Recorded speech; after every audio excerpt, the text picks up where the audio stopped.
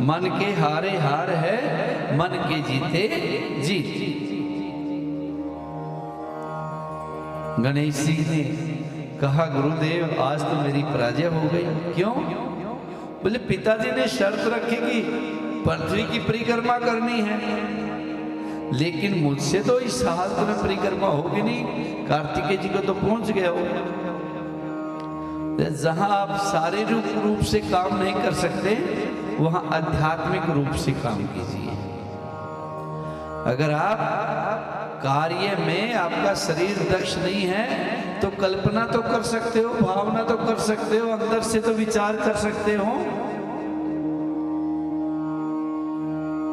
शारीरिक परिश्रम करके सेवा नहीं कर सकते तो मानसिक जाप तो मानसिक सोच तो अच्छी कर सकते हो।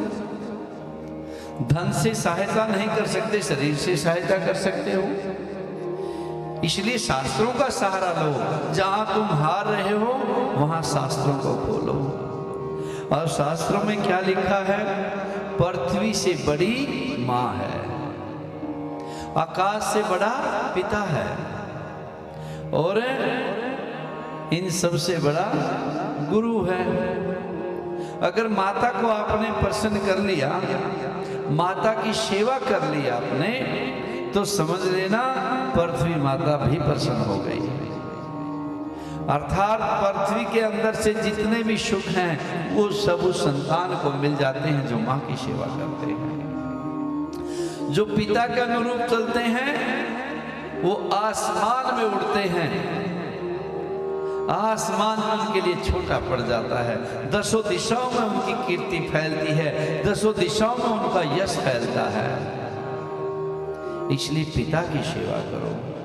और जो गुरु का सम्मान करते हैं वो परमात्मा को शीघ्र ही प्रसन्न कर लेते हैं। इसलिए अपनी बुद्धि का सहारा लो। और नारद जी ने ज्ञान दिया, वापस चले गए। अब गणेश जी समझ गए। उसी समय रोका नारद जी को, गुरुजी रुकिए तो सही। गुरुजी की परिक्रमा करी और पहुंच गए भोलेनाथ के पास।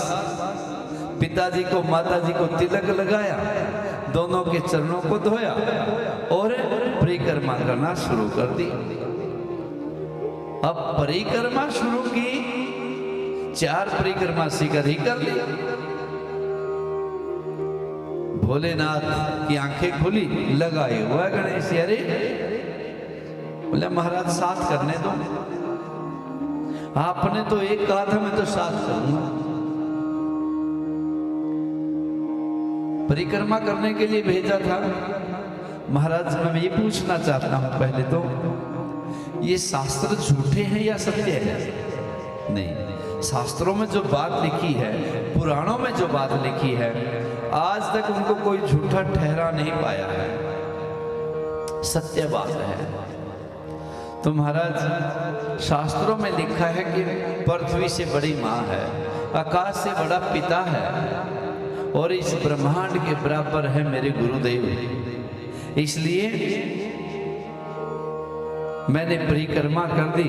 अब आपके हाथ में रिजल्ट है, जैसा चाहो वैसा हो जाए। अब प्रसन्न कर लिया भगवान शिव को, प्रसन्न कर लिया माता पार्वती को।